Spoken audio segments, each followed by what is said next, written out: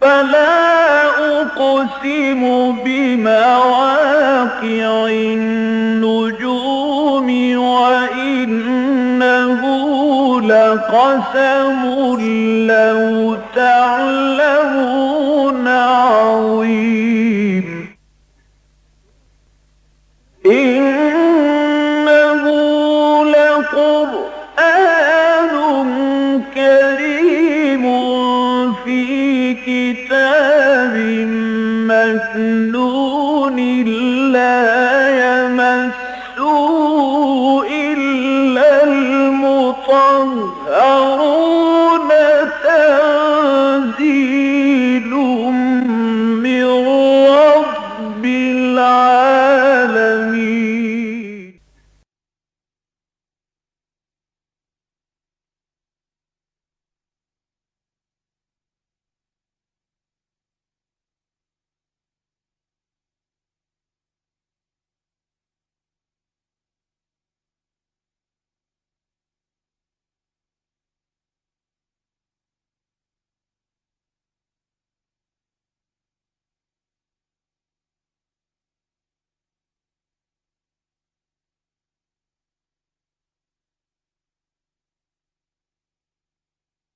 اما بعد فقد قال اللہ تبارک و تعالی کما ورد فی بدء سورۃ النساء اعوذ باللہ من الشیطان الرجیم بسم اللہ الرحمن الرحیم یا ایھا الناس اتقوا ربکم الذی خلقکم من نفس واحدۃ وخلق منها زوجها وبث منہما رجالا کثیرا ونساء واتقوا اللہ الذی تساءلون به والارحام ان اللہ کان علیکم رقیبا صدق اللہ العظیم رب اشرح لی صدری ویسر لی امری واحلل عقدۃ من لسانی یفقہوا قولی اللہم ربنا الہمنا رشدنا واعذنا من شرور انفسنا اللہم ارنا الحق حقا وارزقنا اتباعہ وارنا الباطل باطلا وارزقنا اجتنابہ اللہم ارحمنا بالقرآن العظیم اللہم اجعلہ لنا اماما ونورا وہدا ورحمہ اللہم ذکرنا منہ ما نسینا وعلمنا منہ ما جہلنا وارزقنا تلاوتہ آناء اللیل وآناء النہار واجعلہ لنا حجتا یا رب العالمین آمین۔ اس سے پہلے ہم دو صورتیں مکمل پڑھ چکے ہیں، سورہ بقرہ، سورہ آل عمران، اور جیسا کہ بار بار بات واضح ہو چکی ہے وہ دونوں ایک حسین جوڑے کی شکل میں ہیں۔ اس کے بعد مصحف میں جو دو صورتیں آ رہی ہیں، یہ سورہ نساء جس کا ہم آغاز کر رہے ہیں اور اس کے بعد جو آئے گی سورہ مائدہ، یہ بھی ایک جوڑے کی شکل میں ہے۔ چنانچہ ایک سطحی سی مشابہت تو آپ یہ دیکھیے کہ جبکہ سورہ بقرہ اور سورہ آل عمران دونوں شروع ہوئی حروف مقطعات الف لام میم سے، وہاں یہ صورتیں بغیر کسی حروف مقطعات کے، بغیر کسی تمہید کے، ان دونوں صورتوں میں قرآن مجید کی عظمت کا بیان آیا ہے حروف مقطعات کے فوراً بعد، ھدی للمتقین۔ اسی طریقے سے سورہ آل عمران میں یہاں اس کا کوئی ذکر نہیں ہے، یہاں بھی براہ راست بات شروع ہو رہی ہے یا ایھا الناس اتقوا ربکم، اور سورہ مائدہ میں بھی براہ راست یا ایھا الذین آمنوا اوفوا بالعقود، براہ راست گفتگو شروع ہو رہی ہے۔ سورہ بقرہ اور سورہ آل عمران کے اختتام پر نہایت جامع دعائیں ہیں، لیکن ان دونوں صورتوں کے اندر کوئی ایسی شے موجود نہیں ہے، تو یہ اپنی جگہ پر مشابہ ہیں ایک دوسرے کے، اور وہ اپنی جگہ پر مشابہ ہیں ایک دوسرے کے۔ یہ جو سورہ مبارکہ ہے یہ خاص طور پر انسانی زندگی کے اس پہلو سے بحث کر رہی ہے کہ جہاں سے تمدن کا آغاز ہوتا ہے۔ تمدن کی بنیادی سطح ہے معاشرہ، اور اس سے پھر بلندتر سطح ہوتی ریاست۔ آرگنائزڈ سوسائٹی کا نام ریاست ہے۔ تو جو پہلی منزل ہے تمدن کی یعنی معاشرہ، وہ بنیادی مضمون ہے اس سورہ مبارکہ کا، اور جو آخری منزل ہے یعنی ریاست، وہ بنیادی مضمون ہے سورہ مائدہ کا۔ اس سورہ مبارکہ میں خاص طور پر آپ دیکھیں گے کہ خطاب کا رخ جو ہے وہ تین طبقات کی طرف ہے، جبکہ ہم نے پہلے دیکھا تھا سورہ آل عمران اور سورہ نساء، سورہ بقرہ میں کہ صرف دو مخاطبین تھے، یا مسلمان موجودہ امت مسلمہ یا سابقہ امت مسلمہ یعنی اہل کتاب یہود اور نصارہ، یہاں آپ کو 3 ملیں گے۔ اہل ایمان سے بھی خطاب ہے، 55 آیات تقریباً وہ ہیں کہ جن میں خطاب مسلمانوں سے ہے، اور اس میں ظاہر بات ہے کہ احکام دیے گئے معاشرتی احکام، معاشرت سے متعلق بنیادی ہدایات اور احکام پر مشتمل 55 آیات ہیں۔ دوسرے اس میں خطاب ہے بہت مختصر، اور وہ ہے اہل کتاب سے، وہ 37 آیات آپ کو ملیں گی اس میں، اور لیکن سب سے زیادہ کثیر جو یہاں پر خطاب ہوا ہے، سب سے زیادہ نمایاں اور مفصل، وہ منافقین سے ہے۔ اگرچہ اس میں فرق یہ رہتا ہے، سامنے رکھنا چاہیے اس کو ہمیشہ ملحوظ، کہ جب منافقین سے خطاب ہوتا ہے تو یا ایھا الذین نافقوا کے الفاظ کبھی آپ کو قرآن میں نہیں ملیں گے، اے منافقوں کہہ کے خطاب نہیں کیا جاتا، یا ایھا الذین آمنوا، اس لیے کہ وہ بھی ایمان کے مدعی تھے، قانوناً مسلمان تھے، قانونی مومن تھے، لیکن دیکھنا پڑتا ہے کہ یہاں پر جو اصل رخ ہے وہ مومنین صادقین کی طرف ہے یا منافقین کی طرف ہے۔ تو سب سے بڑا حصہ اس کا جو ہے 84 آیات پر مشتمل، یوں سمجھیے کہ تقریباً نصف صورت جو ہے وہ نفاق کے موضوع سے بحث کرتی ہے، اس میں خطاب کا رخ جو ہے منافقین کی طرف ہے۔ آج ہم اس کی صرف پہلی آیت پڑھ رہے ہیں، اور یہ پہلی آیت جو ہے قرآن مجید کی بہت اہم، بنیادی اور جامع ترین آیات میں سے ہے۔ یا ایھا الناس خطاب ہو رہا ہے، یا ایھا الناس اے لوگو۔ اگلی صورت یا ایھا الذین آمنوا سے شروع ہوگی۔ جہاں تک انسانی معاشرے کا تعلق ہے، ظاہر بات ہے کہ اس میں صرف اہل ایمان نہیں ہوتے، اہل کفر بھی ہے، مشرکین بھی ہے، وہ سب کے سب انسانی معاشرے میں شامل ہیں۔ معاشرتی سطح پر ان کے ساتھ بھی کوئی نہ کوئی تعلقات ہوں گے، کچھ نہ کچھ ان کے ساتھ ضوابط ہوں گے، لہذا یہاں گفتگو جو ہے براڈر بیس سے ہو رہی ہے، یا ایھا الناس۔ جبکہ اسلامی ریاست جب بنتی ہے، اسلامی ریاست کا جو شریک ہوتا ہے، جو پورا مکمل شہری، مستقل اور مکمل شہری جو ہے، complete citizen, full citizen of Islamic state, وہ صرف مسلمان ہوتا ہے، لہذا وہاں پر آپ کو خطاب ملے گا یا ایھا الذین آمنوا سے۔ تو یا ایھا الناس اتقوا ربکم، اے لوگو، اے بنی نوع انسان، اپنے رب کا تقوی اختیار کرو۔ کہ تقوی کے بارے میں عام تاثر یہ ہے کہ یہ ایک منفی کانسیپٹ ہے۔ ویسے تو یہ کہ ہمارے ہاں جو غلط تراجم کر دیے گئے، اس نے تو اس کو بہت ہی زیادہ تقویت پہنچا دی ہے اس تصور کو کہ یہ منفی کانسیپٹ ہے، ترجمہ ڈر کر دیا جاتا، ڈرو اللہ سے، ڈرو اپنے رب سے، حالانکہ یہ بھونڈا ترجمہ ہے۔ اسے میں یہ تو نہیں کہوں گا کہ غلط ترجمہ ہے، لیکن بھونڈا ترجمہ ضرور ہے، اس لیے کہ تقوی کے معنی خوف نہیں ہے۔ خوف خود عربی زبان کا لفظ ہے، تو ظاہر بات ہے کہ ایک زبان کے 2 الفاظ جو ہیں بالکل ہم معنی نہیں ہوتے۔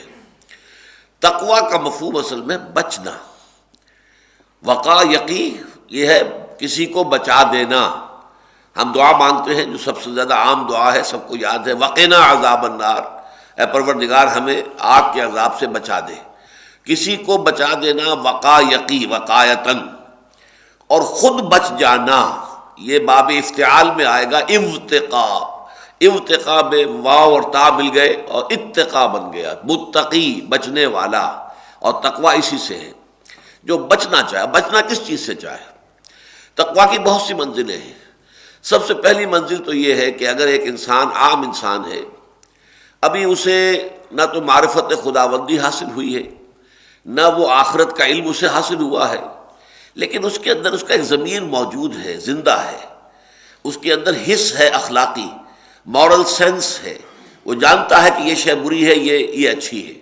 اس لیے کہ یہ چیز تو جیسا کہ قرآن مجید کا فلسفہ ہے کہ یہ نفس انسانی میں الہامی طور پر اللہ تعالیٰ نے یہ پہچان ودیت کر دی ہے، وَنَفْسٍ وَمَا سَوَّاهَا فَأَلْهَمَهَا فُجُورَهَا وَتَقْوَاهَا، اور نفس انسانی اور جو اسے بنایا، سنوارا، درست کیا، اور اس میں الہامی طور پر فجور اور تقوی کا علم جو ہے وہ ودیت کر دیا۔ تو انسان بائی ہز ویری نیچر وہ جانتا ہے کہ یہ کام اچھا ہے، یہ برا ہے، یہ خراب ہے اور یہ اچھا ہے، یہ ایول ہے، یہ گڈ ہے۔ لہذا اگر کسی کی وہ حس جو ہے، اخلاقی حس، وہ اگر برقرار ہے تو ظاہر بات ہے کہ وہ بچنا چاہے گا کسی غلط کام سے، برے کام سے۔ یہ بھی تقوی کی ایک کیفیت ہے، اور یہی اصل میں وہ منزل ہے، ابتدائی منزل، جس کا کہ سورہ بقرہ کے آغاز میں تذکرہ کیا گیا کہ الف لام میم ذالک الکتاب لا ریب فیہ ھدی للمتقین، یہ ہدایت ہے متقیوں کے لیے، یعنی وہ لوگ جن کے اندر ان کی اخلاقی سینس برقرار ہے۔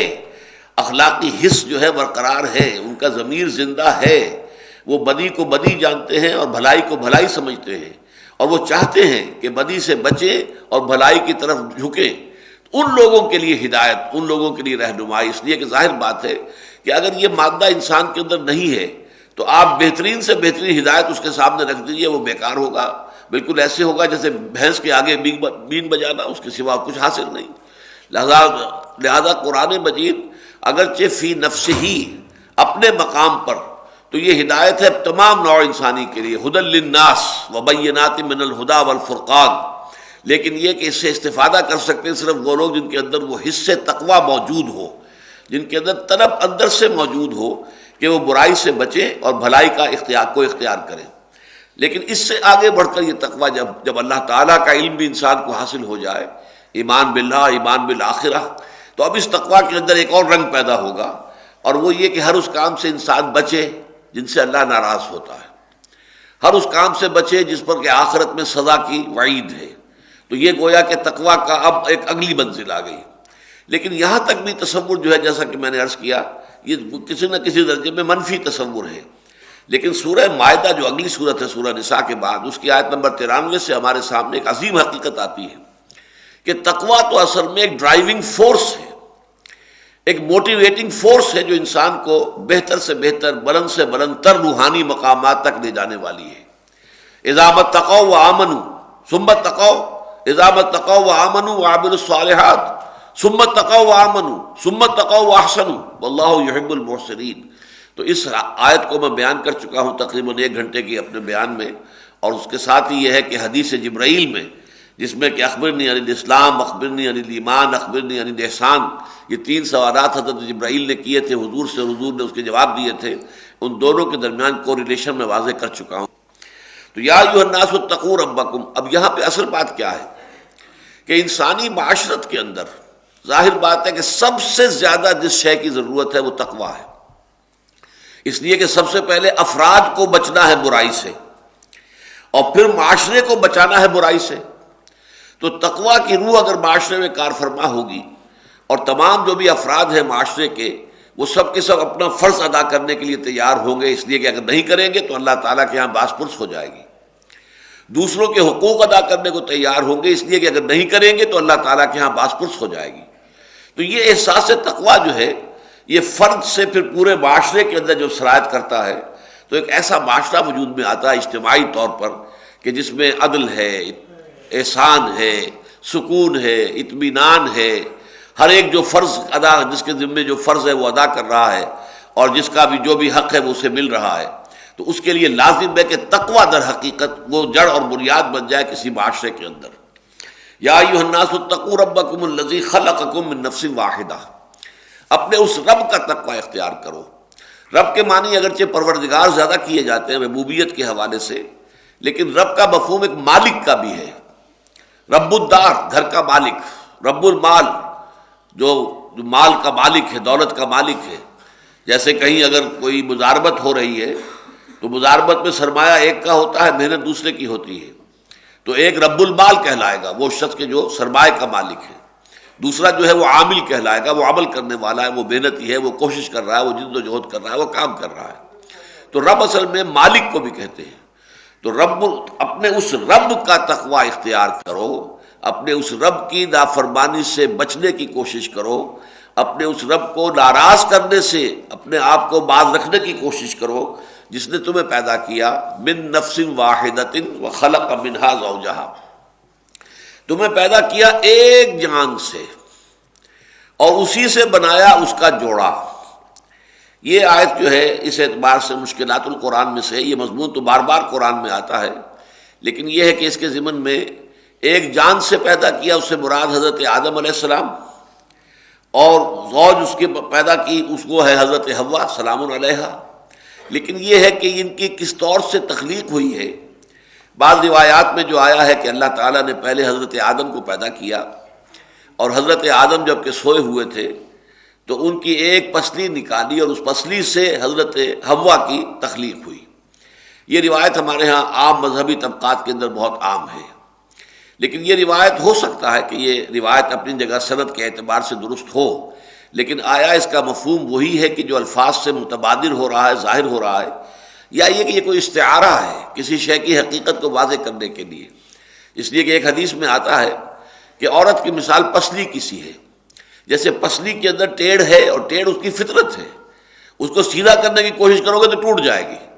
اسی طرح عورت کی فطرت میں بھی کچھ ہے، ٹیڑھ ہے، وہ ناز والے نیاز کیا جانے، وہ ناز کا انداز اس کا ایک ہوتا ہے، یہ اس کی اپنی فطرت کے اندر ہے، تو اس کو اسی اعتبار سے ڈیل کرو اور اس کے جذبات اور اس کے احساسات کا لحاظ رکھو اور پاس کرو، ورنہ اگر اسے زبردستی سیدھا کرنے کی کوشش کرو گے تو ٹوٹ جائے گی۔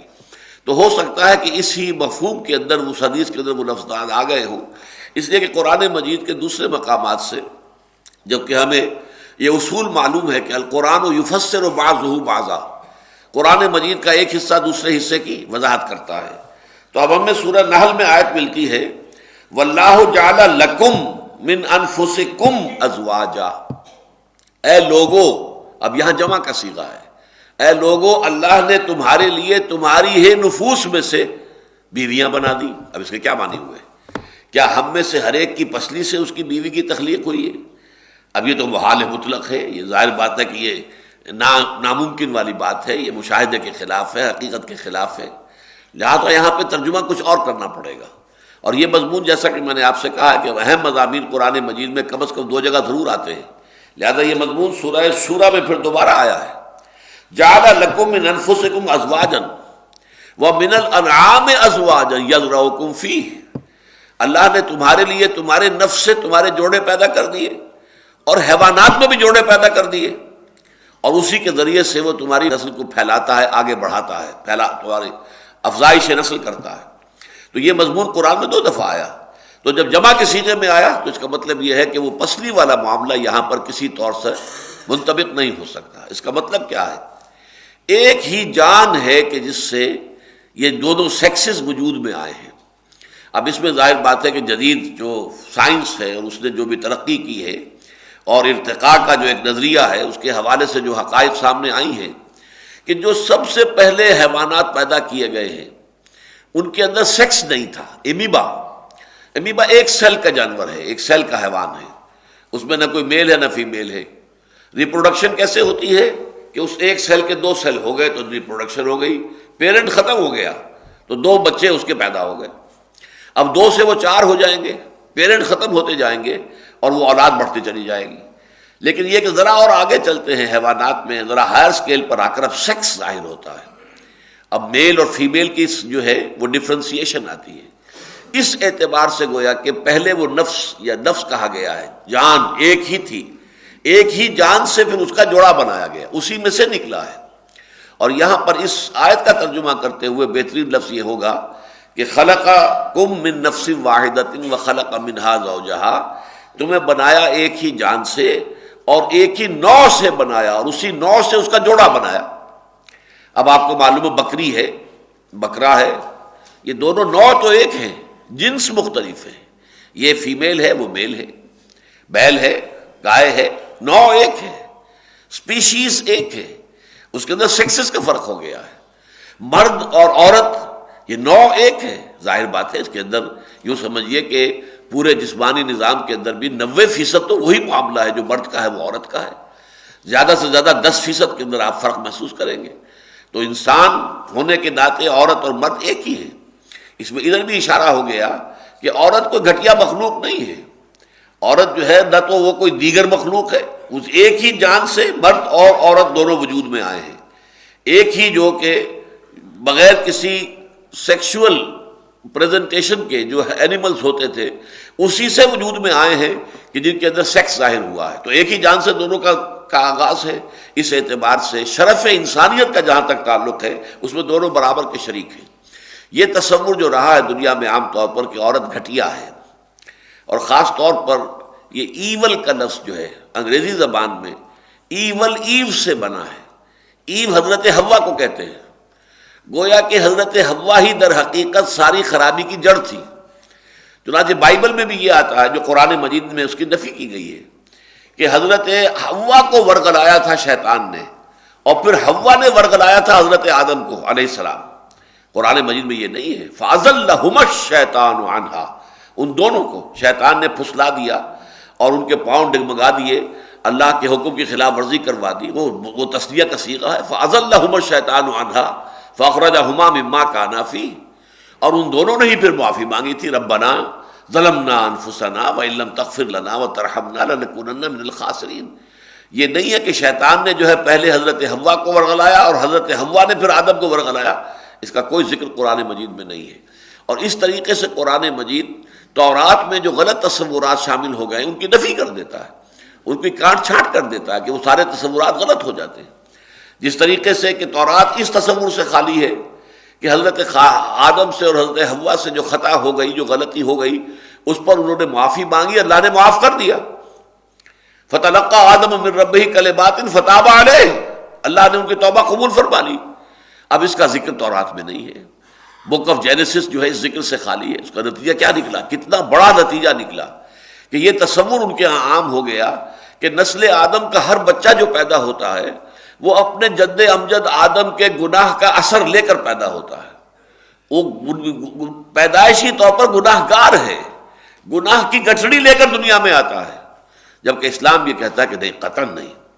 کل مولود یولد علی الفطرہ فابواہ یہودانہ او یمجسانہ او ینصرانہ او کما قال صلی اللہ علیہ وسلم، ہر بچہ جو ہے نسل آدم کا وہ فطرت اسلام پر پیدا ہوتا ہے۔ یہ اس کے والدین ہوتے ہیں جو یا تو اسے یہودی بنا لیتے ہیں یا مجوسی بنا لیتے ہیں یا نصرانی بنا لیتے ہیں، یعنی یہ اس کی تعلیم و تربیت کا نتیجہ ہے جو بعد میں وہ یہودی بن گیا یا نصرانی بن گیا۔ لیکن ہر بچہ جو آتا ہے کلین سلیٹ لے کر آتا ہے، وہ فطرت لے کر آتا ہے، فطرت اللہ التی فطر الناس علیہا، یہ تو فطرت اللہ ہے جو لے کر آتا ہے، جس پر کہ اللہ نے انسانوں کو پیدا کیا ہے۔ تو اب دیکھیے زمین و آسمان کا فرق ہو رہا ہے۔ کہاں یہ کہ عورت کو مجسم برائی کہا گیا، اسی لیے روحانی دنیا کے اندر یہ سمجھا گیا کہ لازم ہے کہ عورت سے انسان دور رہے، شادی بیاہ کا کوئی تصور نہیں، راہب ہو، راہبائیں ہوں، سادھو ہوں، بھکشو ہوں، وہ شادی وادی نہ کریں، عورت کے قریب نہ جائیں۔ عورت تو مجسم برائی ہے، ایول ہے، مجسم برائی ہے، لہذا اس سے بچ کر رہنا ضروری ہے۔ یہ تصور بڑا ہی یوں سمجھیے کہ اینٹی سوشل تصور ہے، یہ تمدن کی جڑ کاٹ دینے والا تصور ہے، جبکہ اسلام کہتا ہے نہیں، در حقیقت یہ ایک ہی جان سے دونوں وجود میں آئے ہیں۔ ڈفرینسیشن آف سیکسز جو ہوئی ہے، لیکن شروع میں کوئی ڈفرینسیشن نہیں تھی، وہ ایک ہی جان سے پیدا کیا اور اسی کی نوع سے اس کا جوڑا بنایا۔ خلقکم من نفس واحدۃ وخلق منها زوجها وبث منهما رجالا کثیرا ونساء۔ اب یہ کہ جب وہ ارتقاء کے تمام مراحل طے کر کے یہ دونوں سیکسز جب اس شکل میں ظاہر ہوئے کہ ایک حضرت آدم اور ایک حضرت حوا علیہ السلام، اب ان سے نسل انسانی چلی ہے۔ میری جو چھوٹی سی کتاب آ چکی ہے اس موضوع پر، میں اپنے خیالات کو اب واضح طور پر بیان کر چکا ہوں۔ اس سے پہلے میں ذرا اس میں تھوڑا بہت احتیاط کیا کرتا تھا کہ ہمارے عام جو مذہبی تصورات ہیں بعض چیزیں اس میں اس سے ٹکراتی ہیں، لیکن اب میں نے، ظاہر بات ہے کہ عمر کی آخری سٹیج ہے، میں چاہتا ہوں کہ جو بھی کچھ جن جن چیزوں پر اللہ تعالیٰ نے مجھے انشراح صدر عطا فرمایا ہے میں اس کو بیان کر دوں۔ لہذا وہ ایجاد و ابداع عالم جو میری کتاب ہے، یہ دنیا کیسے پیدا ہوئی ہے، theories of the creation of universe, اس وقت جو ہے بہت بڑا موضوع ہے سائنس کا، فزکس کا۔ پھر یہ کہ انسان کیسے پیدا ہوا ہے، یہ بہت بڑا موضوع ہے کہ جو کہ بایولوجی کا ہے۔ تو اس حوالے سے، لیکن یہ کہ اس میں جو بھی میرا نقطہ نظر ہے میں نے اسے بیان کر دیا ہے، وہ کتابچے کی شکل میں شائع ہو چکا ہے۔ بہرحال خلق منہا زوجہا وبث منہما رجالا کثیرا ونساء، ایک انسانی جوڑا جو آدم اور حوا کی شکل میں وجود میں آ گیا، تو پھر ان سے کثیر تعداد میں مردوں اور عورتوں کو زمین میں پھیلا دیا۔ بسا یبسو، پھیلا دینا، بکھیر دینا۔ بس منہما، ان دونوں سے۔ اب ظاہر بات ہے کہ آج جو بھی نسل آدم دنیا میں موجود ہے، یہ آپ کے علم میں ہوگا کہ 6 بلین سے زیادہ اب ایکسیڈ کر گئی ہے ہماری پاپولیشن، 600 کروڑ سے بڑھ گئی ہے۔ جب بوسنیا کی جنگ جاری تھی تو ایک بچہ جو ہوا تھا، پیدا ہوا تھا بوسنیا ہی میں، اس پر کہا گیا تھا کہ یہ 600 بلین کا کے بعد اب پہلا نمبر 1 جو ہے، 7ویں بلین کا پہلا فرد یہ ہے، فرد نوع بشر کے جو پیدا ہوا ہے بوسنیا میں۔ بہرحال اب ہماری تعداد جو ہے وہ 6 بلین سے زیادہ ہے، لیکن یہ سب کون ہے؟ آدم اور حوا کی نسل، ایک ہی نسل انسانی ہے۔ اس کے جو نتائج نکلتے ہیں در حقیقت تمدنی اعتبار سے میں بعد میں واضح کروں گا۔ واتقوا اللہ، اب دیکھیے تقوی کی اہمیت کا عالم، ایک ہی آیت میں 2 مرتبہ حکم، یا ایھا الناس اتقوا ربکم الذی خلقکم من نفس واحدۃ وخلق منها زوجها، اور دوبارہ واتقوا اللہ الذی تساءلون بہ والارحام، اور اللہ کا تقوی اختیار کرو جس کا تم ایک دوسرے کو واسطہ دیتے ہو۔ یہ فطرت انسانی کی ایک ایسی حقیقت کی طرف جو ہے اشارہ کیا گیا ہے جو سب کے علم میں ہے۔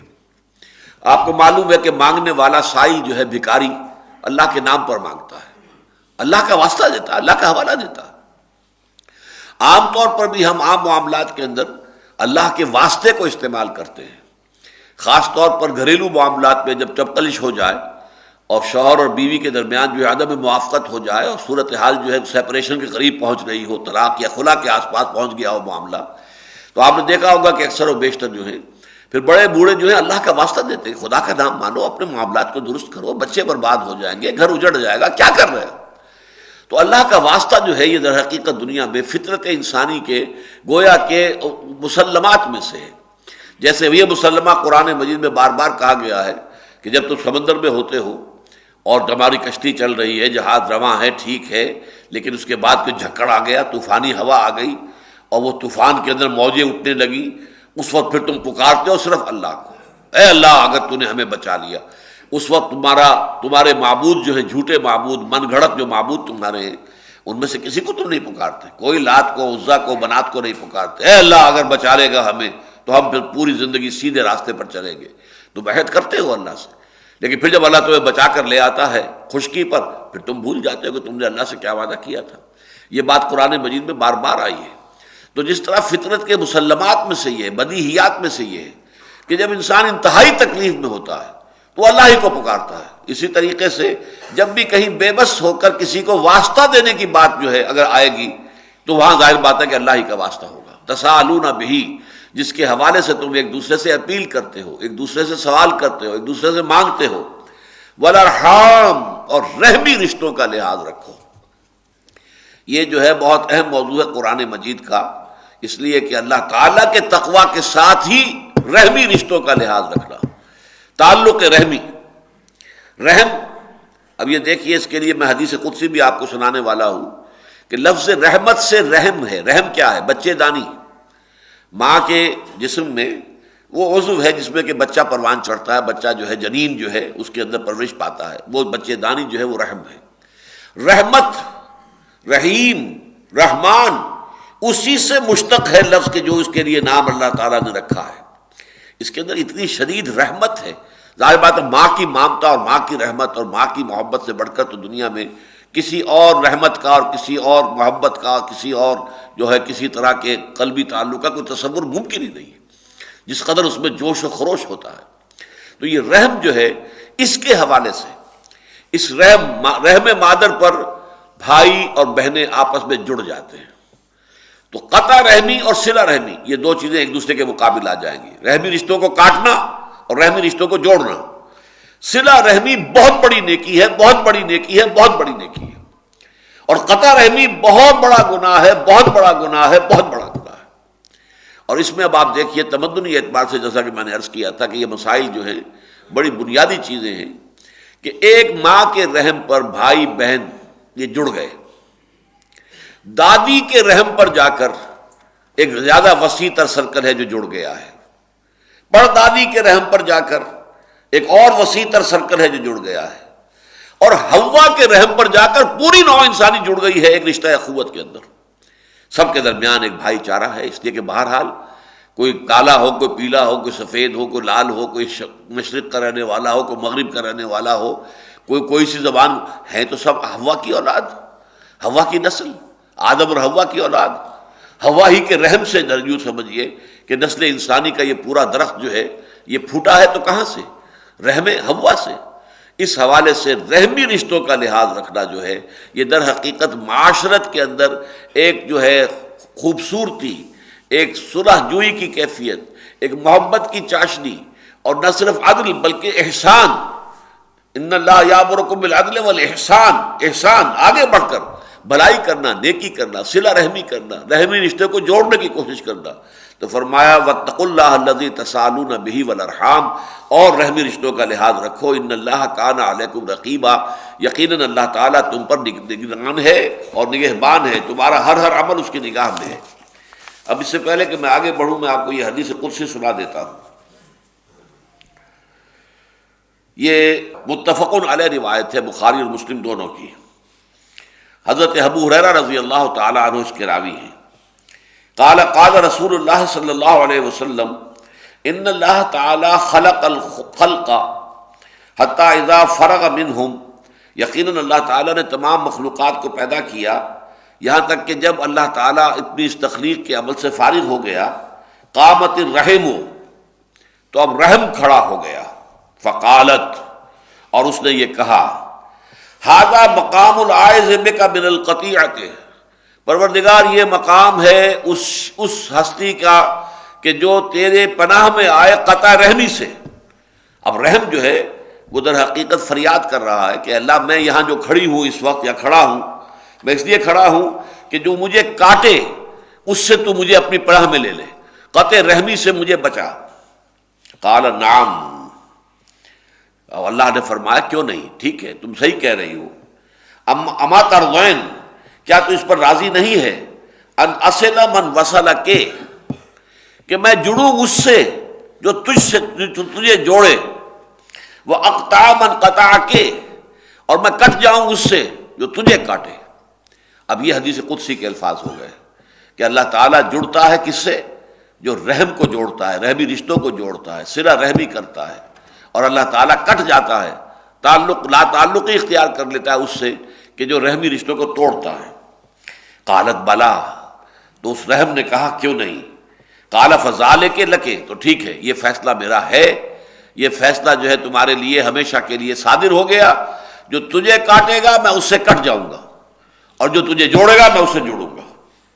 ثم قال رسول اللہ صلی اللہ علیہ وسلم، یہ حدیث قدسی بیان فرما کر پھر حضور نے فرمایا، اقرؤوا ان شئتم، اگر تم چاہو تو سورہ محمد صلی اللہ علیہ وسلم کی یہ آیت بھی تلاوت کر لو، فَهَلْ عَصَيْتُمْ إِن تَوَلَّيْتُمْ أَن تَفْسُدُوا فِي الْأَرْضِ وَتُقَطِّعُوا أَرْحَامَكُمْ أُولَٰئِكَ الَّذِينَ لَعَنَهُمُ اللَّهُ فَأَصَمَّهُمْ وَأَعْمَىٰ أَبْصَارَهُمْ، تو کیا اس کا اندیشہ نہیں ہے کہ اگر اسی حالت میں کہ ابھی تمہاری تربیت نہیں ہوئی ہے، تزکیہ نہیں ہوا ہے، تمہاری نیتوں کا بھی کھوٹ پوری طریقے سے باہر نہیں نکلا ہے، اگر کہیں تمہیں حکومت مل جائے، تمہارے ہاتھ میں اختیارات آ جائیں، تو تم زمین میں فساد مچاؤ گے اور رحمی رشتے قطع کرو گے، اور اللہ تعالیٰ جو ہے اس کے نتیجے میں پھر تمہیں اندھا بھی کر دے گا، لعنہم، لعنت بھی کرے گا، فاسمہم، اور ان کو بہرا بھی بنا دے گا، واعمی ابصارہم، اور ان کی نگاہوں کو بھی اندھا کر دے گا۔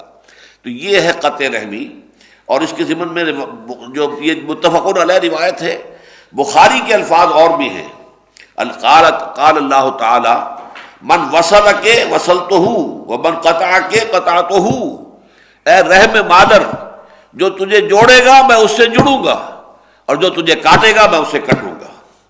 ایک اور حدیث ہے متفق علیہ جو حضرت عائشہ صدیقہ رضی اللہ تعالی عنہ سے مروی ہے، وعن عائشہ رضی اللہ تعالی عنہ قالت قال رسول اللہ صلی اللہ علیہ وسلم الرحم معلقۃ بالعرش، رحم جو ہے وہ عرش سے معلق ہے، لٹکا ہوا ہے۔ تقول، اور وہ یہ کہتا ہے، رحم کہتا ہے، من وصلنی وصلہ اللہ، دیکھو جو مجھے جوڑے گا اللہ اسے جوڑے گا، ومن قطعنی قطعہ اللہ، اور جو مجھے کاٹے گا اللہ اسے کاٹ دے گا۔ یہ ہے اہمیت رحمی رشتوں کی، اور ظاہر بات ہے کہ اس رحمی رشتے ہی کی بنیاد پر کوئی تمدن جو ہے مستحکم ہوتا ہے، مضبوط ہوتا ہے، اس کے اندر محبت اور اخوت کی چاشنی پیدا ہوتی ہے، اس میں تعاضد اور تناصر، ایک دوسرے سے مدد، ایک دوسرے کے ساتھ تعاون کی کیفیت پیدا ہوتی ہے۔ تو فرمایا واتقوا اللہ الذی تساءلون بہ والارحام ان اللہ کان علیکم رقیبا، یقیناً اللہ تعالیٰ تم پر نگران ہے، تمہارے ہر عمل اور ہر قول کو وہ دیکھ رہا ہے، سن رہا ہے، تمہیں اپنے ہر قول اور ہر عمل کی جواب دہی کرنی پڑے گی۔ ایک بات تو اس آیت کے بارے میں یہ نوٹ کر لیجئے کہ یہ خطبہ نکاح میں نبی اکرم صلی اللہ علیہ وسلم معمولاً اس آیت کی تلاوت فرماتے تھے، تو اس سے دو باتیں سامنے آتی ہیں۔ ایک تو مناسبت یہ ہے کہ جیسے اس میں ذکر ہے حضرت آدم اور حضرت حوا سے نسل انسانی کے آگے بڑھنے کا، اسی طرح نکاح جو ہوتا ہے اس میں حوا کی ایک بیٹی اور آدم کا ایک بیٹا پھر رشتہ ازدواج میں منسلک ہوتے ہیں اور ان سے آگے نسل چلتی ہے. تو مشابہت کی وجہ سے نبی اکرم صلی اللہ علیہ وسلم نے اس آیت کو بھی شامل کیا. کل 4 آیتیں آپ پڑھتے تھے نکاح کے خطبے میں، ان میں سے ایک یہ ہے. دوسرے یہ کہ اس میں خاص طور پر رحمی رشتے کا لحاظ، اس لیے کہ اب ہر نکاح کے بعد ایک نیا رحمی رشتہ وجود میں آنے والا ہے، تو رحم کا صلہ رحمی کی اہمیت اور اس کی جو ضرورت ہے اس کو یہاں پر نمایاں کیا گیا. تیسرے یہ کہ معلوم ہوا کہ خانگی زندگی میں سب سے بڑی شے جو درکار اور مطلوب ہے وہ تقویٰ ہے. اس لیے کہ ایک معاملات ہوتے ہیں کہ جو مثلا منڈی کے معاملے ہیں، بازار کے معاملے ہیں، سود کاروبار کا معاملہ ہے، اس میں کوئی معاہدہ ہوا ہے، اس کی کوئی خلاف ورزی کر رہا ہے، آپ کہیں کوئی دہائی دے سکتے ہیں، کہیں جا کر کوئی پنچایت میں، کہیں کوئی پولیس میں کوئی پرچہ ہو، کچھ ہو، کر سکتے ہیں. گھریلو معاملے ایسے ہیں، اب ظاہر بات ہے کہ ایک مرد اور ایک عورت یہ پوری زندگی کے لیے جڑ گئے ہیں آپس میں. ان میں اگر غلط کام ہو رہا ہو، اگر مرد جو ہے عورت پر ظلم کر رہا ہو، تعدی کر رہا ہو، اس کے حقوق جو ہے ادا نہیں کر رہا ہے اور اپنے جو حقوق ہیں ان سے زائد اس سے طلب کر رہا ہے، اس کے حقوق غصب کر رہا ہے، تو یہاں پولیس پرچے کا امکان نہیں ہے.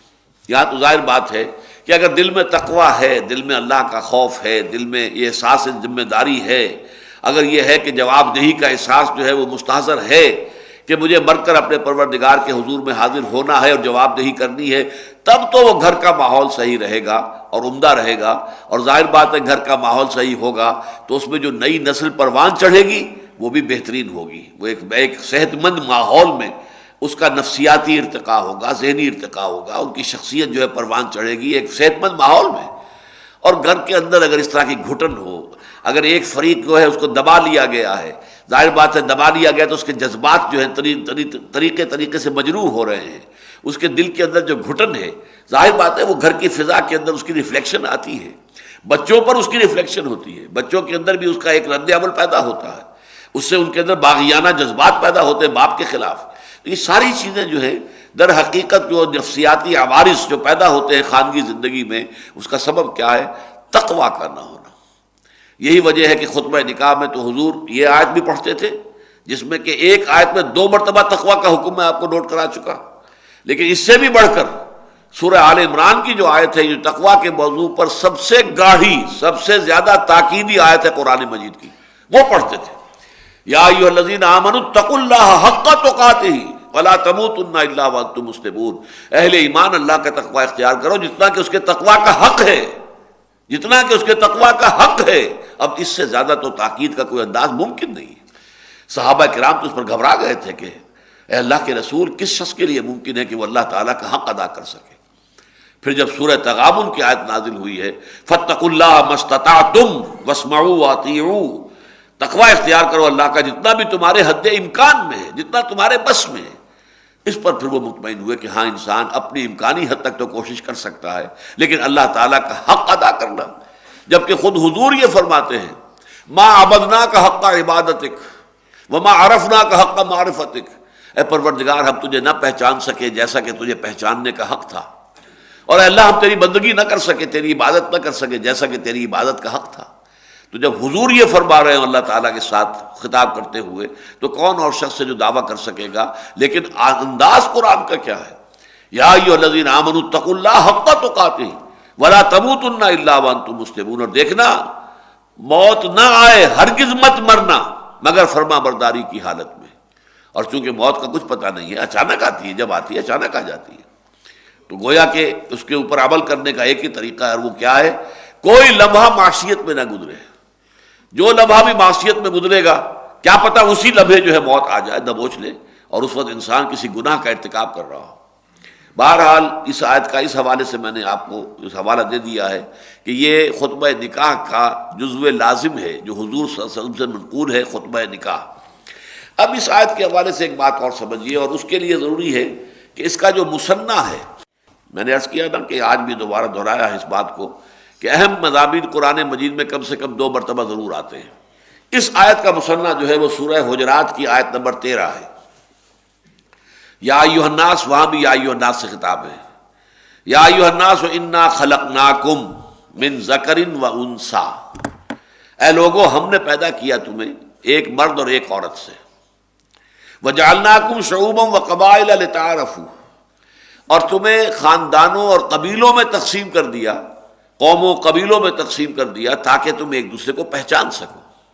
ان اکرمکم عند اللہ اتقاکم، دیکھو تم میں سے اللہ تعالیٰ کے ہاں سب سے بڑا جو باعزت ہے وہ ہے جو سب سے بڑھ کر اللہ کا متقی ہے۔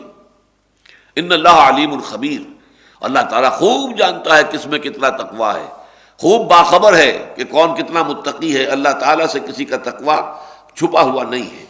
ان دونوں آیتوں کے حوالے سے اصل میں قرآن مجید دو حقیقتوں کو نمایاں کرتا ہے۔ کل نوع انسانی، اس کے درمیان دو چیزیں مشترک ہیں، ایک وحدت خالق، وحدت الہ، سب کا پیدا کرنے والا ایک اللہ ہے، گورے کالے پیلے لال جو بھی ہیں، کافر مشرک مسلم محسن جو بھی ہیں، خالق سب کا ایک ہی ہے، نمبر ایک۔ دوسری قدر مشترک آدم اور حوا، آدم اور حوا جو ہیں ایک انسانی جوڑے کی اولاد ہے۔ جدید تہذیب نے آ کر یہ دونوں چیزیں منہدم کر دی، اللہ کو ویسے ذہن سے خارج کر دیا، سیکولر ذہن، ایتھیسٹ ذہن، میٹیریلسٹک ذہن، ایگنوسٹک ذہن، اسکیپٹک ذہن، ان تمام میں خدا خارج از بحث ہو گیا، لہذا وحدت آدم منہدم۔ اور ارتقاء کا جو فلسفہ بیان ہو رہا ہے اس کے نتیجے میں یہ بات ثابت نہیں ہوتی اس ارتقاء کے فلسفے کی روح سے کہ کوئی ایک انسانی جوڑے کی اولاد ہے یہ تمام انسان۔ ارتقاء کا عمل چلا ہے کہ اسپیشیز وجود میں آئی ہے، اس اسپیشیز کی نسلیں چل رہی ہیں۔ آدم کون تھا اس کا کوئی ذکر نہیں، حوا کون تھی اس کا کوئی ذکر نہیں۔ وہ تو یہ ہے کہ ہم اگر جوڑتے ہیں، اگر ارتقاء کے بعض حقائق کو لے کر اس کو پھر قرآن اور سنت کے ساتھ جوڑیں گے تو پھر وہ بات ہوگی جو میں نے لکھی ہے اپنے کتابچے کے اندر، وہ اگر آپ پڑھیں گے ایجاد و ابداع عالم تو اس سے بات واضح ہو جائے گی۔ لیکن ظاہر بات ہے جن کے سامنے وہ بات نہیں ہے تو وہ تو گویا کہ نوع تقریباً جو مختلف قومیں ہیں یہ گویا کہ ان کے اوریجنز مختلف ہیں۔ کوئی ایک کامن جو ہے اینسیسٹری کہ ہمارا اینسیسٹر کوئی کامن ہے، ایک جوڑا ہے انسانی جوڑا آدم اور حوا کا، وہ تصور ذہن سے خارج ہو گیا۔ نتیجہ کیا نکلا؟ آج انسان کو انسان سے جوڑنے والی کوئی شے موجود نہیں۔ اب آپ دنیا کا تصور کیجئے، دنیا سائنس کی ترقی کے نتیجے میں، ٹیکنالوجی کی ترقی کے نتیجے میں ایک گلوبل ولیج بن چکی ہے۔ انسانوں کے مابین فاصلے جو ہوا کرتے تھے تقریباً ختم ہو چکے ہیں۔ یہ ایک گاؤں ہے، گلوبل ولیج ہے۔ اس کا لازمی تقاضا کیا ہے؟ کوئی عالمی ریاست قائم ہو، ورنہ تو یہ ہے کہ یہ آپس میں ٹکرائیں گے، لڑیں گے، بھیڑیں گے، پھر ان کے پاس اب کیسے کیسے ہتھیار ہیں، وہ ایٹمک اور ہائیڈروجن بم تو ایک طرف رہے، اس کے علاوہ بایولوجیکل اور کیمیکل جو بھی ہے ہتھیار، کس قدر خوفناک، کس قدر خطرناک، کتنے بڑے پیمانے پر اس سے تباہیاں نوع انسانی پر آ سکتی ہیں، وہ اب بہت سے لوگ مسلح ہیں اس سے۔ تو نوع انسانی گویا کہ اگر کوئی ایک ریاست وجود میں نہیں آتی، ایک حکومت قائم نہیں ہوتی، ایک سینٹرل معاشرہ جو ہے وجود میں نہیں آتا، تو نوع انسانی کا مستقبل بہت مخدوش ہے، بہت ہی اس کے اندر خطرے ہیں، بہت خطرات ہیں۔ یہ تقاضا تھا جس کے تحت لیگ آف نیشنز وجود میں آئی تھی کہ تمام دنیا کی قوموں کی ایک لیگ بنائی جائے، لیکن لیگ آف نیشن ناکام ہوئی، اس لیے کہ انسانوں کو جوڑنے کے لیے کوئی قدر مشترک تو ہے نہیں۔ ایک حبشی اور ایک سفید فام، کیا قدر مشترک ہے ان کے درمیان؟ رنگ جو ہے چہرے کا جدا ہے، ان کے فیچرز جدا ہیں، ان کی زبانیں جدا ہیں، کیا چیزیں مشترک ہیں ان کے درمیان؟ اور ظاہر بات ہے کہ کسی فیئر پلے کے لیے، جسٹس کے لیے، انصاف کے لیے، محبت کے لیے، اخوت کے لیے کوئی قدر مشترک درکار ہے۔ وہ قدر مشترک موجود نہیں ہے دنیا کے پاس، لہذا لیگ آف نیشنز، وہ کبھی علامہ اقبال نے ابھی ان کے زمانے میں، ابھی شاید وہ مری نہیں تھی، تو وہ اشعار کہے تھے، تاریخی بیچاری کئی روز سے دم توڑ رہی ہے، ڈر ہے خبر بد نہ میرے منہ سے نکل جائے، تقدیر تو مبرم نظر آتی ہے وہ لیکن پیران کلیسا کی دعا ہے کہ یہ ٹل جائے۔ لیگ آف نیشنز جو ہے مرنے والی ہے۔ اچھا، لیکن وہ ختم ہو گئی، تقاضا موجود تھا کہ کوئی شے تو ہو جو انسانوں کو جوڑے، قریب لائے، ایک مرکز میں بٹھائے جہاں پہ فیصلے ہوں. تو اس کے نتیجے میں یونائٹڈ نیشنز آرگنائزیشن UN وجود میں آئی. اب UN کو وجود میں آئے وہ بھی 50 سال سے زائد ہو گئے، لیکن عدل و انصاف نام کی شے اس کے ہاتھ سے نہیں آ سکی. تیمور میں 1.5 سال کے اندر اندر ریفرینڈم ہو کر اور وہ آزادی ہو گئی اس کی. کشمیر میں 54 برس بیت گئے، کچھ نہیں ہوا. انصاف نام کی کوئی شے نہیں ہے. جہاں ان کا اپنا کوئی مفاد ہو، جہاں ان کی اپنی مصلحتیں ہوں، فوراً ایکشن ہو جائے گا، فوراً جو ہے پیس کیپنگ فورس پہنچ جائے گی، فوراً آبزرورز پہنچ جائیں گے. اور یہاں فلسطینی چیختے رہے کہ آبزرورز بھیجو، پیس کیپنگ فورس بھیجو، نہیں بھیجی گئی. اس لیے کہ یہاں تو ان کو مطلوب ہے یہ کہ جتنا بھی دبایا جا سکے فلسطینیوں کو دبا دیا جائے، اور جتنے بھی بڑے سے بڑے پیمانے پر یہودیوں کو جو بھی منفعت اور مصلحتیں حاصل ہو جائیں وہ کر سکتے ہو کر لیں. تو معلوم یہ ہوا کہ یہ بھی ادارہ ناکام ہو چکا ہے اور نوع انسانی ایک کرائسس سے دوچار ہے. اب یہ ہے کہ ایک پولیس فورس کی حیثیت سے امریکہ جو ہے وہ اپنے آپ کو ایک بہت بڑی طاقت بنا کر، پوری دنیا کا جو ہے پولیس مین بنا کر اگر وہ چاہتا ہے کہ کوئی نظم قائم ہو، تو اس کو بھی ظاہر بات ہے کہ فطرت انسانی تو قبول نہیں کرے گی. چائنا سامنے آئے گا، اڑے گا. ابھی نارتھ کوریا کھڑا ہوا ہے، وہ اڑے گا. ابھی یورپ کے اندر بھی کچھ سرکشی کے آثار آ رہے ہیں. جرمنی سر اٹھا رہا ہے. روس نے بھی پھر کہیں نہ کہیں اپنا جو ہے کوئی بدلہ چکانے کی کوشش کرنی ہے. دنیا میں ایک ہی طاقت تو نہیں ہے. یہ یونیپولر فورس، یونیپولر ورلڈ اس وقت بن گئی ہے کہ امریکہ جو ہے سول سپریم پاور بن گیا دنیا کی اس وقت بظاہر، لیکن یہ کہ یہ زیادہ دیر رہنے والی شے تو نہیں ہے. تو کیا اس کے بعد کیا مستقبل ہے نوع انسانی کا؟ میں نے آج سے کوئی میرا خیال ہے کہ 32-33 برس قبل ایک تقریر کی تھی جھنگ میں، قرآن اور امن عالم. طلبہ کا ایک اجتماع تھا، اس میں میں نے وہ تقریر کی تھی. وہ اب کتابچے کی شکل میں آج تک بھی شائع ہو رہی ہے. تو میں نے اس میں امن عالم کے حوالے سے عرض کیا تھا کہ دیکھیے امن عالم کی جس کی خواہش تو ہر ایک کو ہے، دنیا میں امن ہو، سکون ہو، عدل ہو، انصاف ہو، چین ہو، لیکن یہ کہ وہ کیسے آئے گا؟ اس کا نسخہ صرف اور صرف اسلام کے پاس ہے. اس لیے کہ نمبر 1 امن عالم کے لیے ضروری ہے کہ انسانوں کو داخلی امن حاصل ہو، internal peace. One should be at peace with himself. اپنے وجود میں، اپنے قلب میں، اپنے ذہن میں، اپنے روح میں اطمینان نہیں ہے تو امن کیسے ہوگا؟ ڈسٹربڈ سائیکالوجی کے لوگ ہوتے ہیں کہ جو پورے امن عالم کو تہوبالا کر کے رکھ دیتے ہیں. ہٹلر جیسا آدمی کیا تھا؟ ایک سائیکالوجی کا کیس تھا نا، میگالومینیا اس کے اندر پیدا ہوا ہے، اور اس نے کیا کر دیا؟ کروڑوں انسان قتل ہو گئے.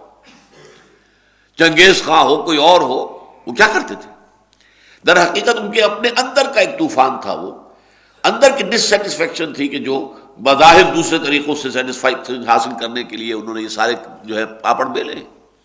تو اسلام میں عجیب بات یہ ہے کہ اس کی پہلی بنیادی اصطلاح کیا ہے؟ امن. ایمان. ایمان کے معنی اپنے آپ کو امن دینا. ایمان. الا بذکر اللہ تطمئن القلوب. اللہ کی یاد سے اللہ کے انسانوں کے دلوں کو امن حاصل ہوتا ہے، اطمینان حاصل ہوتا ہے. سورہ نام میں فرمایا ای الفریقین احق بالامن ان کنتم تعلمون الذین آمنوا ولم یلبسوا ایمانہم بظلم اولئک لہم الامن. امن کا حقدار کون ہوگا؟ ایک خدا کا ماننے والا یا وہ کہ جو بہت سے خداؤں کو مانتا ہے؟ پھر جواب دیا کہ نہیں، امن کا مستحق صرف وہی ہے جو ایمان لائے اللہ پر اور اپنے ایمان میں کسی شرک کی آمیزش نہ کرے. اولئک لہم الامن، انہیں امن حاصل ہوگا. اب آپ کو معلوم ہے یہ ہمارا سورہ تغابن کے مضامین کا اور اس کے درس کا حصہ ہوتا ہے. راضی برضائے رب، توکل علی اللہ.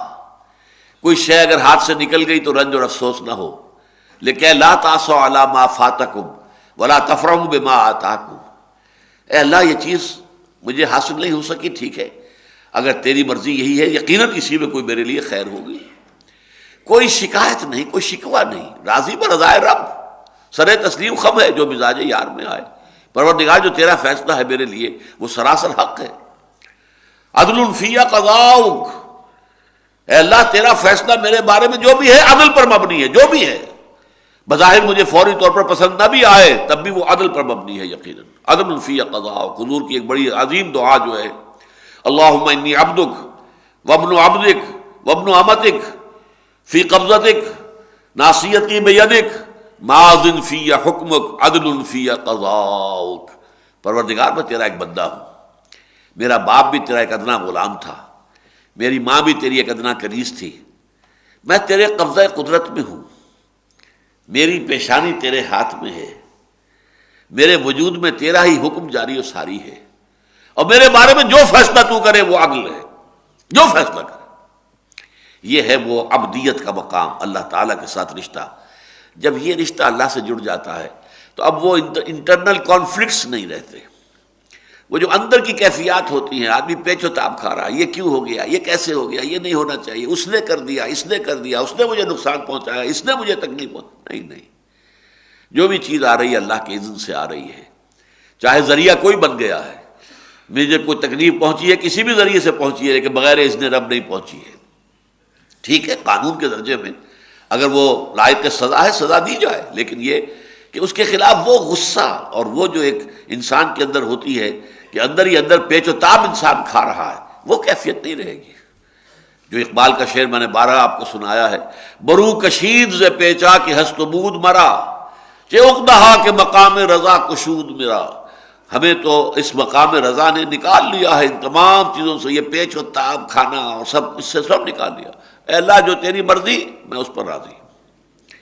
اچھا، اب اس کے نتیجے میں یہ انٹرنل پیس جو ہے انسان کا، انٹرنل ٹرانکولیٹی، انٹرنل پیس، یہ معاشرے میں سرایت کرتا ہے تو اس کا نام ہے اسلام.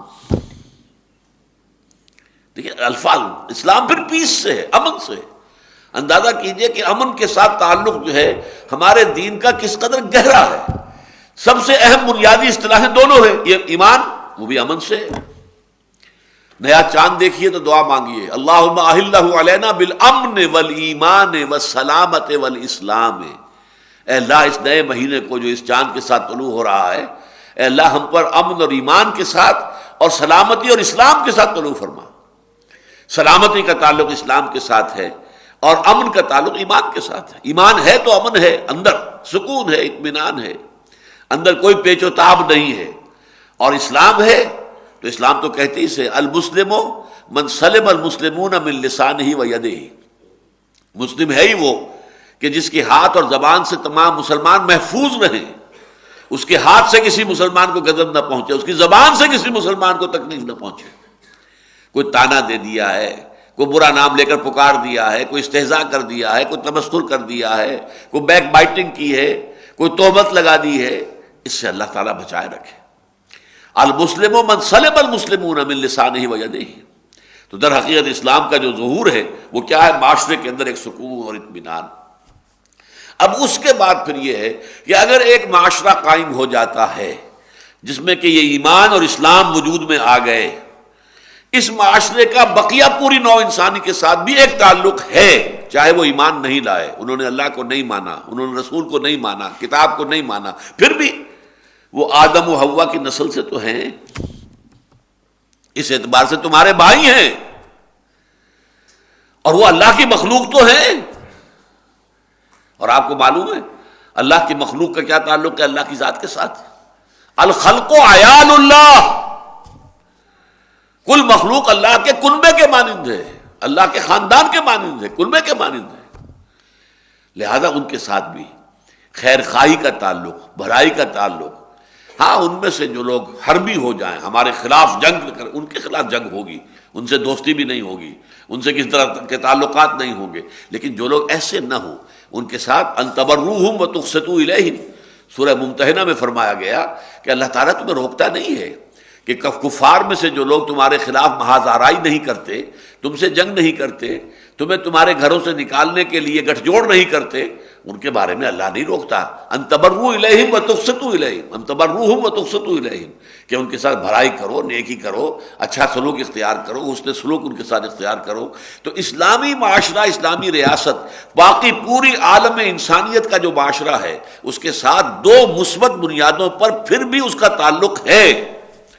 جبکہ آج کا فلسفہ جو ہے اس کی روح سے دو انسانوں کے مابین کوئی تعلق نہیں، گورے اور کالے کے درمیان امریکہ میں کوئی تعلق نہیں. واقعہ یہ ہے کہ جہاں تک دستور کا تعلق ہے اور جہاں تک قانون کا تعلق ہے، جس قدر کوشش امریکی معاشرے میں ہوئی ہے کہ ڈسکریمنیشن نہ ہو، گورے اور کالے میں کوئی امتیاز نہ برتا جائے، میں نہیں سمجھتا کہ اس سے زیادہ قانون کا معاملہ ہو سکتا ہے۔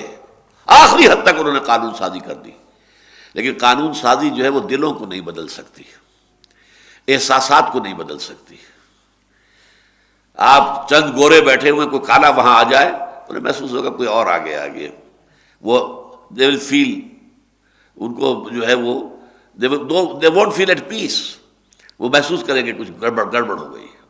اور وہاں کا مشہور واقعہ امریکہ کا، ان کے ہاں کسی آبادی میں، جو اچھی آبادی ہے، سب گورے لوگ آباد ہیں وہاں پر، اور مکانوں کی قیمتیں جو ہیں بڑی اونچی ہیں، کوئی کالا آ کر ایک مکان خرید لے، پھر وہاں پراپرٹی کی قیمت گرنی شروع ہو جاتی ہے، پھر ایک ایک کر کے وہاں سے گورے جو ہے مکان بیچ کے نکلتے ہیں کہ کالے کے ساتھ ہم نہیں رہ سکتے۔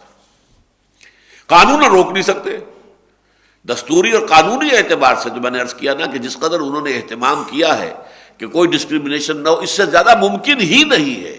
میں آئی ایم ایڈمٹنگ اٹ کہ میکسیمم جو ہو سکتا ہے انہوں نے کیا ہے کہ کہیں کوئی ڈسکریمنیشن نہ ہو۔ ڈسکریمنیشن کی شکایت کے اوپر بڑے بڑے مقدمے اور لاکھوں اور ملینز آف ڈالرز جو ہیں اس کا ان کو جو ہے وہ مل جاتا ہے کہ یہ میرے ساتھ ڈسکریمنیشن کی گئی ہے، اس کا ہرجانہ مجھے دیا جائے۔ وہ ہرجانے ملتے ہیں ان کی عدالتوں سے، لیکن دل کا معاملہ اور ہے، احساسات کا معاملہ اور ہے۔ میرے اور اس کے درمیان کیا قدر مشترک کوئی نہیں ہے، اس کی رنگت کچھ اور ہے، میری رنگت کچھ اور ہے۔ یہ ہے وہ چیز کہ جو آج فیل کر رہی ہے نوع انسانی کو، کہ انسانوں کے درمیان اخوت اور محبت کا کوئی اساس ہے ہی نہیں۔ وہ اساس اسلام کے پاس ہے۔ اگرچہ میں نے اس کتاب سے میں فائنل بات جو کہی ہے وہ تو یہ ہے، اور جو میرے اس کتاب سے کا بھی آخری موضوع ہے، ایجاد و ابداع عالم سے لے کر اور عالمی خلافت کے قیام تک، یہ تو ہوگا، اصل تو امن قائم ہوگا اس وقت جب کل روئے ارضی پر ایک ہی ریاست اسلامی قائم ہو جائے گی۔ وہ اسلامی ریاست ہوگی، وہ اسلامی ریاست جو عدل پر مبنی ہے، جو قسط پر مبنی ہے، جو اس اللہ پر ایمان پر مبنی ہے کہ جس کے لیے تمام مخلوقات جو ہے وہ گویا کہ اللہ کے کنبے کے مانند ہے۔ وہ ریاست جب قائم ہوگی، اور وہ ہونی ہے، جس کی پیشن گوئیاں جو ہیں واضح اور صریح، اب ظاہر بات ہے کہ ہم نے بہت سے مواقع پر وہ کتابچہ تقسیم بھی کیا ہے، صریح پیشن گوئیاں۔ اس وقت اگرچہ ہم ایک دھکا کھا کر بیٹھے ہوئے ہیں، ہمیں ایک دھکا پہنچا ہے، دھچکا لگا ہے، جو کچھ ہوا ہے افغانستان میں، اس کی وجہ سے ہماری امیدیں جو ہیں وقتی طور پر کچھ اس کے اندر سردی آئی ہے، ہم ٹھنڈے پڑ گئی ہیں امیدیں، دل جو ہے مردہ ہیں بعض اعتبارات سے، لیکن ہمیں اس دل کو دوبارہ زندہ کرنا ہوگا، وہ امید جو ہے دوبارہ پیدا کرنی ہوگی حضور کی احادیث کی روشنی سے کہ وہ وقت تو آ کر رہے گا، اب نہیں تو آئندہ۔ فیض کی نظم ہے، آئی اس زمانے میں تھی جبکہ میں ایک خاص کیفیت سے گزر رہا تھا، لیکن نظم بڑی عجیب تھی۔ یہ فصل امیدوں کی ہمدم اس بار بھی غارت جائے گی، جو امیدیں ہمیں ہو گئی تھی وہ امیدیں جو ہے وہ پوری نہیں ہوئی۔ یہ فصل امیدوں کی ہمدم اس بار بھی غارت جائے گی، سب محنت صبحوں شاموں کی اب کے بھی اکارت جائے گی، دھرتی کے کونوں کھدروں میں پھر اپنے لہو کی کھاد بھرو، پھر مٹی سینچو اشکوں سے، پھر اگلی رت کی فکر کرو، پھر اگلی رت کی فکر کرو، جب پھر ایک بار اجڑنا ہے، ایک فصل پکی تو بھر پایا، تب تک تو یہی کچھ کرنا ہے۔ Try and try again, try and try again, try and try again, ہمارا فرض ہے، ہمیں کرنا ہے، چاہے کوئی سیٹ بیک آ جائے، چاہے کوئی ہمیں دھچکا لگ جائے، کوئی صدمہ پہنچ جائے، کسی وقت جو ہے جیسا کہ آیا تھا ان یمسسکم قرح فقد مس القوم قرح مثلہ، صحابہ کرام کو چرکا لگا تھا، غزوہ احد میں بہت سخت لگا تھا، لیکن اللہ تعالیٰ نے دلجوئی کی کہ مسلمانوں ہمت نہ ہارو، انتم الاعلون ان کنتم مؤمنین، بالآخر تم ہی سب سے اونچے ہوگے، سربلند ہوگے اگر تم مومن ہوئے، اگر مومن رہے، ایمان پر ثابت قدم رہے تو آخری فتح جو ہے وہ تمہیں مل کر رہے گی۔ بہرحال دنیا میں وہ نظام دوبارہ آئے گا، البتہ یہ آیت اور سورہ حجرات کی آیت نمبر 13 یہ اس اعتبار سے بڑی اہمیت کی حامل ہیں کہ اسلامی ریاست اور معاشرے کا تعلق جو بقیہ انسانوں کے ساتھ ہوگا، جو اس کے اندر معاشرتی طور پر شریک نہیں ہے، مسلمان معاشرے میں تو مسلمان ہی ہوگا، اسلامی ریاست کا شہری تو مسلمان ہی ہوگا، لیکن یہ کہ ان کے باوجود کہ وہ ہمارے اس معاشرے کے اندر ہمارے ساتھ شریک نہیں ہے، ہماری ریاست کے مکمل شہری نہیں ہے، پھر بھی ان کے ساتھ یہ دو رشتے ہیں کہ نحن خلقناکم، ہم نے پیدا کیا تم سب کو، یا ایھا الناس انا خلقناکم من ذکر و انثی، ایک مرد اور ایک عورت سے، فرض کیجئے کہ آپ ارتقاء کے نظریے کو مانتے ہوں، لیکن اگر اس کے ساتھ یہ مان لیں کہ ارتقاء کے نتیجے میں ایک فرد وجود میں آیا آدم، اور اس پر اللہ تعالیٰ نے اپنی روح پھونک دی، اس کی نسل ہے جو چل رہی ہے پوری دنیا کے اندر، تو پھر وہ سارے خرابیاں دور ہو جائیں گی کہ جس کی وجہ سے انسان کے درمیان کوئی تعلق نہیں رہا۔ وہی یہاں پر ہے، یا ایھا الناس اتقوا ربکم الذی خلقکم من نفس واحدہ، اے بنی نوع آدم، اپنے اس رب کا تقوی اختیار کرو، اپنے اس مالک اور پروردگار کا تقوی اختیار کرو جس نے تمہیں ایک جان سے پیدا کیا اور اسی جان سے اس کا جوڑا بنا دیا، اسی کے نوع سے اس کا جوڑا بنا دیا۔ وَبَثَّ مِنْهُمَا رِجَالًا كَثِيرًا وَنِسَاءً، اور کثیر تعداد میں مردوں اور عورتوں کو اسی ایک جوڑے سے پھیلا دیا۔ وَاتَّقُوا اللَّهَ الَّذِي تَسَاءَلُونَ بِهِ وَالْأَرْحَامَ، اور اللہ کا تقوی اختیار کرو۔ دیکھو دوبارہ ہم تمہیں تاکید کر رہے ہیں کہ اللہ کا تقوی اختیار کرو، اور اس اللہ کا کہ جس کو تم ایک دوسرے کو واسطہ دیتے ہو۔ والارحام، رحم کا لحاظ رکھو، رحم کا احترام کرو، رحم کا کو جوڑو کاٹو نہیں، صلہ رحمی کرو، قطع رحم نہ کرو۔ ان اللہ کان علیکم رقیبا، یقیناً اللہ تعالیٰ تم پر نگران ہے، تمہارا ہر قول ہر عمل اس کی نگاہ میں ہے۔ بارک اللہ لی ولکم فی القرآن العظیم ونفعنی وإیاکم بالآیات والذکر الحکیم۔